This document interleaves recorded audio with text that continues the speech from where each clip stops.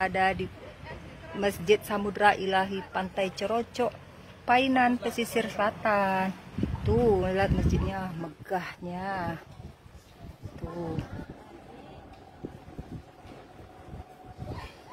Masjidnya keren.